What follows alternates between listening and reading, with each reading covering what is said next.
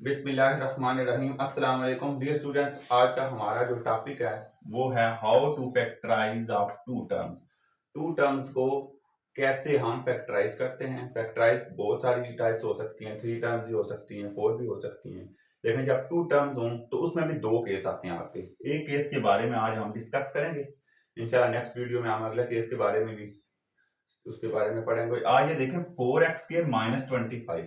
पहला केस ये होता है कि अगर आपके पास जो 2 टर्म दी हुई है उसने उसमें जो है वो सिंपल उसके दोनों के स्क्वायर बन जाए, कोई कॉमन लेने की जरूरत ना पड़े। जैसे मैंने एक एग्जांपल के थ्रू समझाने की कोशिश की है, 4x² - 25।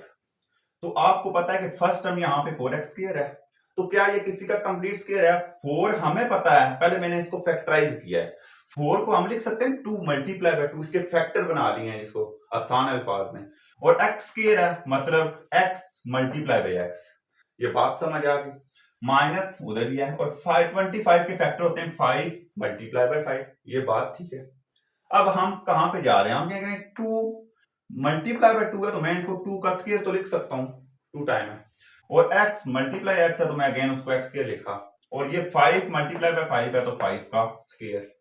इसका आप यूज कैसे करना है? आपने इसको कंप्लीट स्क्वायर में लेके जाना है। 2 भी स्क्वायर है, x भी स्क्वायर है। याद रखें, 2 नंबर जब आपके पास या 3 नंबर सेम पावर के साथ हों तो उनको एक ही पावर में लिखा जा सकता है। तो यहाँ पे मैंने 2x का होल स्क्वायर लिख लिया। ये दोनों स्क्वायर को मैंने ना ब्रैकेट के अंदर लिख के नंबर को स्क्वायर एक ही बार लिख लिया।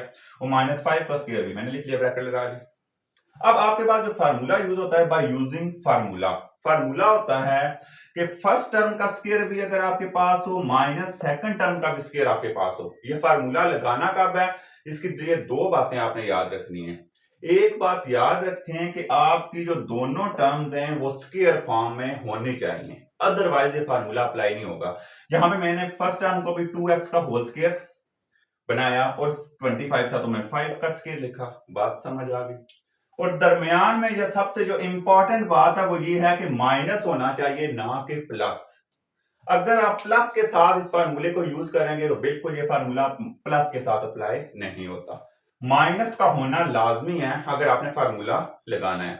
फार्मूला है क्या? फार्मूला कहता है कि a² - b²। याद रहे कि इसमें ए और बी जर्नल उसने एक नाम दिए। ए यहां पे रिप्रेजेंट कर रहा है फर्स्ट टर्म को। किसी भी फैक्टराइजेशन में जो 2 टर्म्स हैं, फर्स्ट टर्म को कहते हैं ए, और सेकंड टर्म जहां पे जब 5 है तो यहां पे हम बी बोलेंगे उसको।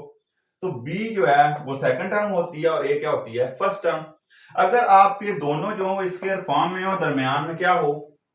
माइनस का साइन हो, तो आप इसको लिख सकते हैं फैक्टराइज करते हुए। दोनों के स्क्वायर को आपने छोड़ देना है, a+b और a-b। क्या लिखा? दोनों टर्म को स्क्वायर के बगैर लिखना है, एक बार प्लस के साथ और एक बार आपने क्या लिखना है? माइनस के साथ लिखना है। और एक बात इसमें याद रखें कि इसमें प्लस और माइनस का कोई इशू नहीं है कि पहले माइनस लिखें या प्लस लिखें, वो आपकी मर्जी है, पहले प्लस यूज करना चाहें या माइनस। लिखने दोनों है, एक बार प्लस में एक बार माइनस में। कब लिखना है? जब आपके पास दोनों टर्म्स क्या हों? स्क्वायर फॉर्म में हों। और दूसरी बात सबसे इंपॉर्टेंट के -b दरमियान में हो। बात समझ आ गई। अब यहां पे मैंने कैसे अप्लाई किया है? a² - b² मैंने फार्मूला लिखा था, तो a² की जगह मैंने 2x का होल स्क्वायर लिखा जो उसकी वैल्यू है, और माइनस इधर ही b की वैल्यू यहाँ पे हमारे क्वेश्चन के मुताबिक क्या है? 5 है, तो 5 का स्क्वायर इक्वल आ गया। अब जो बात समझने वाली है, हमने इसको किस फॉर्म में लेके गए हैं? हमने इसको फैक्टर बनाया है। फैक्टर कैसे बनाया है? फर्स्ट टर्म का स्क्वायर माइनस सेकंड का हो, तो मैंने आपको क्या बताया? दोनों को स्क्वायर के बगैर लिखते हैं, तो मैंने स्क्वायर नहीं लिखा। मैंने फर्स्ट टर्म लिखी है 2x और सेकंड टर्म लिखी है 5। इधर भी मैंने यही किया है, फर्स्ट टर्म लिखी है 2x और सेकंड टर्म क्या लिखी है? 5। लेकिन मैंने आपको बताया था ऊपर एक प्लस आ रहा है फैक्टर में और एक क्या आ रहा है? माइनस। तो पहले मैंने प्लस यूज कर लिया है, बाद में माइनस यूज कर लिया। वो जिस तरह आप मर्जी करें, पहले माइनस और प्लस भी कर सकते हैं। ये बात समझ आई है? ये फैक्टराइजेशन के जो है बुनियादी असूल हैं। इनको जो है अगर आप जरा सीखें तो आगे आप जो है ना बड़ी क्लासेस में भी इजी रहेंगे, ये यूज होते हैं आगे। तो उम्मीद है कि ये फैक्टराइजेशन का जो है ना ये कंसेप्ट आपको बिल्कुल सही समझ आया होगा। फिर भी अगर किसी किस्म का आपको कोई डाउट हो, कोई स्टेप समझ ना आया हो, तो कमेंट्स में जरूर पूछें, और मेरे चैनल को लाइक करें, सब्सक्राइब करें और शेयर करें। अल्लाह हाफिज।